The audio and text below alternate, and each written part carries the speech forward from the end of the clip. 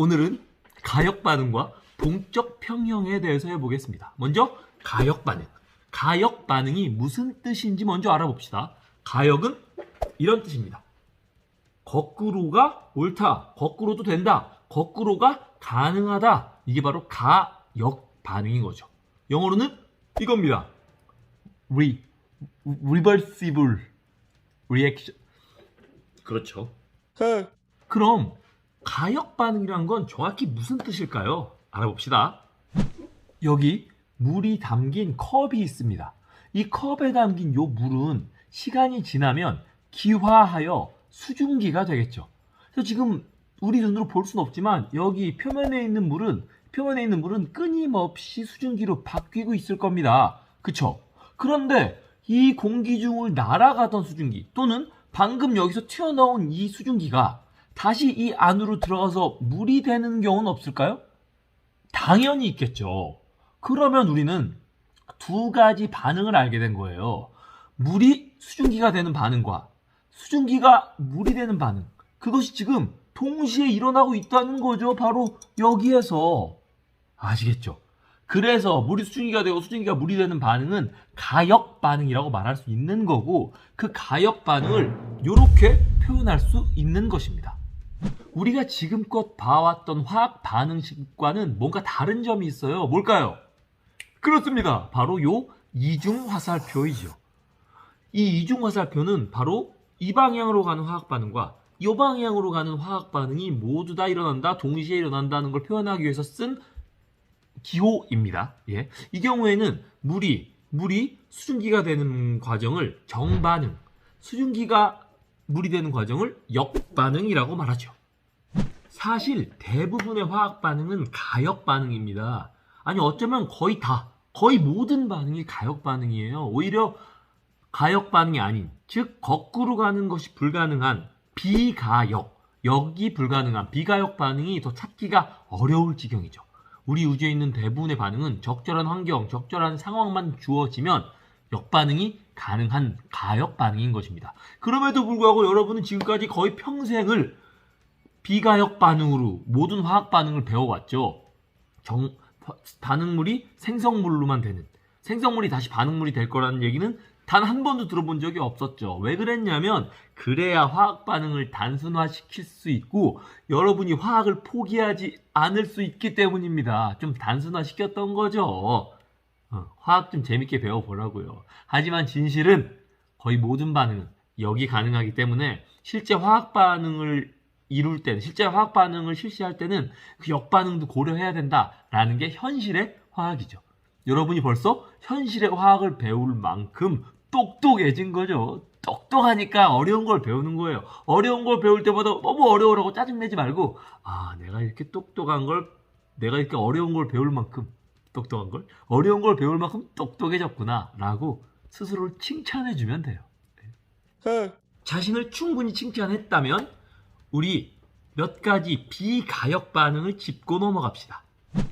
대표적인 비가역 반응으로는 연소 반응, 앙금 생성 반응, 기체 생성 반응 등이 있습니다. 아까 말한 것처럼 대부분은 가역 반응이에요. 역이 가능하다고. 하지만 얘네는 역 반응이 거의 일어나지 않는, 여기서 중요한 건 거의입니다. 거의. 쉽게 일어나지 않아요. 왜 그런지 차근차근 보면서 한번 봅시다. 먼저 연소 반응은, 이 연소 반응 같은 경우는 메테인과 산소가 반응해서 이산화탄소와 물이 만들어지는 반응이거든요. 그런데 이 과정에서 굉장히 많은 열이 발생하잖아요. 이게 열이 발생한다는 건 무슨 말이냐면 열적인 부분만 봤을 때 이 생성물이 반응물보다 굉장히 열적으로 에너지가 낮다라는 걸 의미하거든요. 안정화됐다는 거예요. 이 과정에서 굉장히 많은 열을 방출하기 때문에 이 반응이 다시 거꾸로 가려면 아까 방출했던 열을 다시 돌려줘야 되는데 이 열을 돌려주기가 쉽지가 않지요. 그래서 현실에서는 연소 반응이 거꾸로 일어나기가 참 어려워요. 그래서 비가역 반응이라고 말하는 거죠. 아시겠죠? 물론 이 외에도 만들어지는 이 물질들이 기체고 물이고, 그래서 기체는 보통 날아가 버리고 다시 모아두기 어렵고 이런 부수적인 이유도 있지만 가장 큰 이유는 아까 말한 그 이유 때문에 연소 반응은 비가역 반응이라는 거죠. 이거랑 비슷한 이유로 앙금 생성 반응도 있어요. 앙금 생성 반응. 앙금이라는 게 뭔지 기억나죠? 물에 녹지 않는 염. 이걸 앙금이라고 하잖아요. 이렇게 이게 이 물질 뭔지 아시겠어요? 질산납이라는 물질이거든요. 이 질산납은 aqueous, 물에 녹아있는 질산납, 이 수용액 속에 있는 질산납과 수용액 속에 있는, 물에 녹아있는 아이오디나 칼륨, 이 두 수용액을 섞으면 아이오디나 납이라는 물질이 만들어지는데 요게 물에 녹지 않는 앙금이거든요. 앙금이에요. 그래서 이 반응 역시 이런 식으로는 잘 일어나지만 요 반대 반응, 앙금이 다시 풀려서 이렇게 물에 녹은 상태의 이온이 되는 반응은 잘 일어나지 않아요.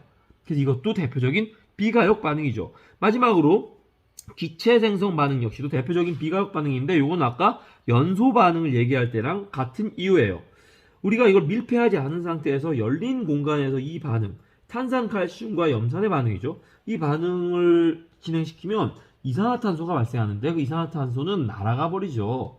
날아가 버려서 이 반응을 다시 역으로 일으키기가 어려워요. 그래서 이들을 요 세 가지 연소, 기체 생성 반응, 앙금 생성 반응들을 보통 비가역 반응이라고 하는 거죠. 그런데 중요한 건 비가역 반응이라고 해서 역이 불가능한 게 아니에요. 모든 교과서에서도 다 어떻게 써 있냐면 역반응이 거의 일어나지 않는다라는 얘기죠. 거의 일어나지 않는다고요. 어떻게든 상황을 만들면 일어날 수 있다는 뜻이죠. 아시겠죠? 그래서 아까 말한 거예요. 어느 주의 대부분의 반응은 거의 다 가역 반응이다 라는 거죠. 비가역 반응의 예를 봤으니 가역 반응의 예도 하나 봅시다. 염화 코발트라는 거 기억나세요? 보통 우리는 염화 코발트 종이로 기억하죠. 중학교 때 배웠던 물의 유무, 물이 있나 없나를 확인하기 위해 썼던 파란색 종이. 바로 이게 염화 코발트 종이죠. 이 염화 코발트 종이가 물과 닿으면 빨간색으로 됐어요. 여기까지가 중학교에서 배운 거죠. 하지만 가역 반응을 배우고 있는 우리에게 필요한 건 이거예요. 이 빨갛게 된 염화 코발트 종이를 드라이기로 말리면, 즉 수분을 날리면 이 빨간색이었던 염화 코발트 종이가 다시 파란색이 된다는 거죠. 이 과정이 바로 가역 과정, 가역 반응 과정이고, 이 가역 과정, 가역 반응을 화학식으로 표현하면 요렇게 되는 겁니다. 푸른색, 무수 염화 코발트, 무수, 물이 없다는 뜻이죠. 물이 없는 염화 코발트가 물과 만나면 붉은색의 염화 코발트 수화물 또는 염화 코발트 육수화물이 됩니다. 이런 붉은색을 띠죠. 이게 정반응, 이 경우는 이게 정반응이고요. 여기에 이제 드라이기로 열을 가해서 물을 날리면 염화 코발트 수화물이 다시 염화 코발트가 되면서 푸른색을 띠게 되는 거죠. 이게 역반응인 거죠. 이게 바로 가역 반응인 겁니다. 이 외에도 교과서들에 공통적으로 있는 가역 반응으로는 황산구리 수용액이 물에 녹는 과정, 그리고 황산구리 수용액에서 다시 황산구리 결정이 만들어지는 과정, 이것도 자주 나오는 가역 반응이고요. 또 종유석, 석순, 석주가 만들어지는 석회 동굴이 만들어지는 과정 역시도 대표적인 가역 반응입니다. 안녕.